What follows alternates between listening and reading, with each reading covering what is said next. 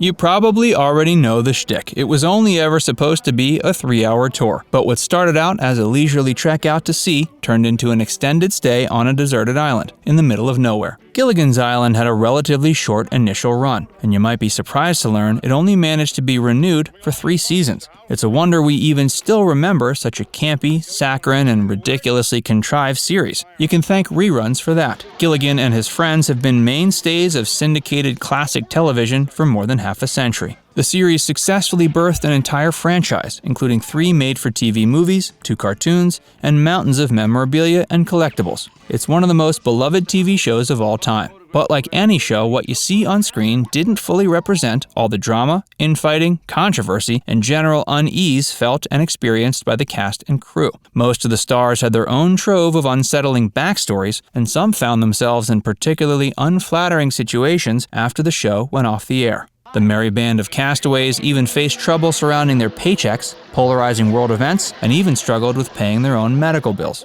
So, without further ado, here are the most tragic and unexpected details about one of the most iconic shows in TV history. Alan HALE hitchhiked to his audition.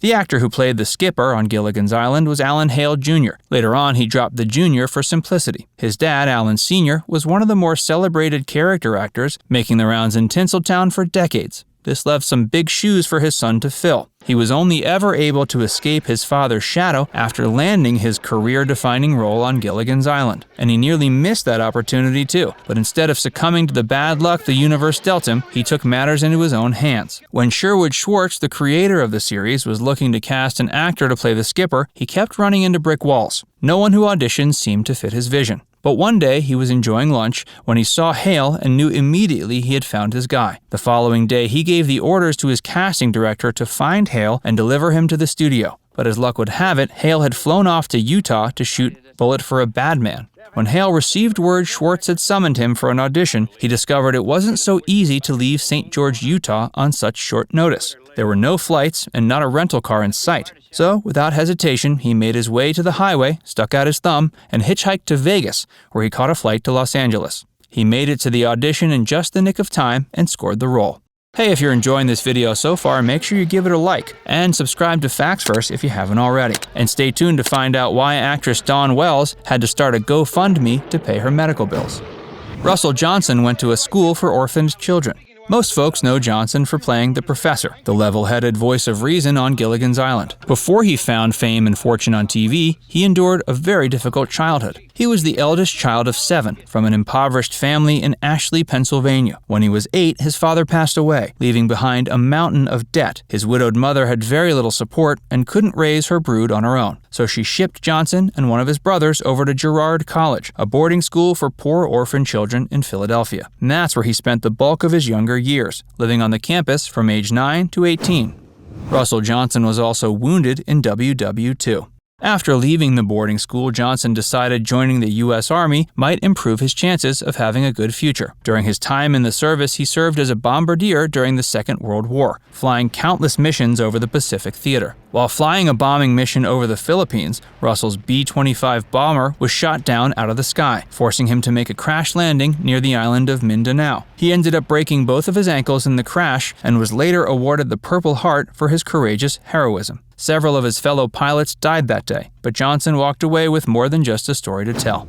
The castaways were not surprisingly typecast for life. Most actors would likely say they desire to be recognized for a role, but that sometimes comes with its own set of limitations. The danger of being typecast can end an up-and-coming actor's career. If a particular performance becomes a little too iconic, it can sometimes take decades for an actor to cast off the association. Such was the case for the cast of Gilligan's Island. Take Russell Johnson, for example. Before joining the cast, he often played slick-witted villains, but after starring as the straight-laced, studious professor, audiences weren't about to accept him as a baddie once again. He told CNN in 1993 that after Gilligan's Island, he struggled for years to land another job. Dawn Wells had a similar experience. She told the Washington Post she spent much of her career after Gilligan seeking, most unsuccessfully, to find challenging roles on the stage and screen. When she attempted to participate in the vagina monologues years later, producers squashed her ambitions and shut the production down. They still thought of her as Mary Ann. It's been long rumored that Tina Louise, the actress who played Ginger, resented ever doing the show. mostly because she was never able to stage a return to the movies. But in 2020, she told the New York Post she loved playing the role, especially after they started developing her character. She did admit, though, that she once contemplated quitting. The actors earned no residuals. You might assume the Gilligan cast lived comfortably off the residuals they made from the series. This assumption is unfortunately not true. During that period in TV history, residuals weren't typically a thing written into actors' contracts indefinitely. They were normally restricted to reruns of just the first few episodes of a series. Because of that, none of the cast members got rich off doing the show. Dawn Wells told Forbes a while back she was paid only $750 a week, but she did acknowledge some of the other actors, like Jim Backus and Tina Louise, banked quite a bit more. Russell Johnson resented being left out of the syndication profits. Louise seconded that sentiment by confirming she never received a check for residuals. Most accounts seem to indicate that the only person who made cash off syndication was the creator, Sherwood Schwartz. Wells told Forbes Schwartz made $90 million on the show's reruns, but Schwartz's daughter, Hope Juber, denied this allegation, calling it ridiculous and surprising.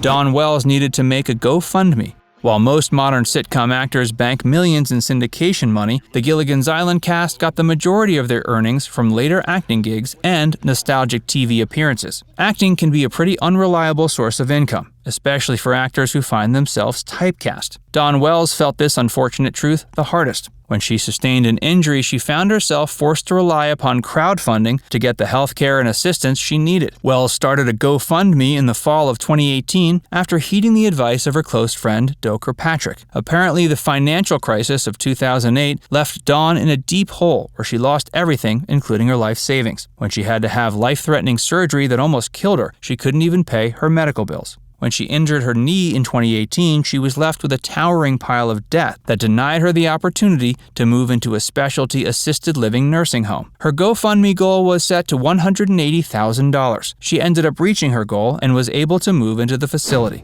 The draft almost dealt a death blow to Bob Denver's career. Years before he sported his iconic bucket hat, Bob Denver portrayed beatnik Maynard G. Krebs on The Many Loves of Dobie Gillis. He actually played that character for far more episodes than he did as Gilligan, but Dobie Gillis never reached the level of lasting popularity that Gilligan's Island enjoyed. Just 4 sidesteps into production, Denver received a summons from the U.S. Army informing him he'd been drafted. The writers of Dobie Gillis actually wrote that into the show, with Maynard getting drafted and delivering a heartfelt goodbye. Michael J. Pollard ended up filling his role with the character Jerome Krebs, who was Maynard's beatnik cousin. Fortunately for Denver, an old neck injury led the Army to classify the actor as 4F, which is shorthand for unfit for service. He returned to the set, thrilled beyond belief that he dodged that bullet, only to discover everyone thought he was pulling their leg. It took literally hours before the show's creator, Max Schulman, realized Denver wasn't joking. But he told him to go home and wait for a call back since Michael Pollard had already signed his contract. Denver did get his role back, and Pollard got paid for 30 episodes, despite the fact he only appeared in 2.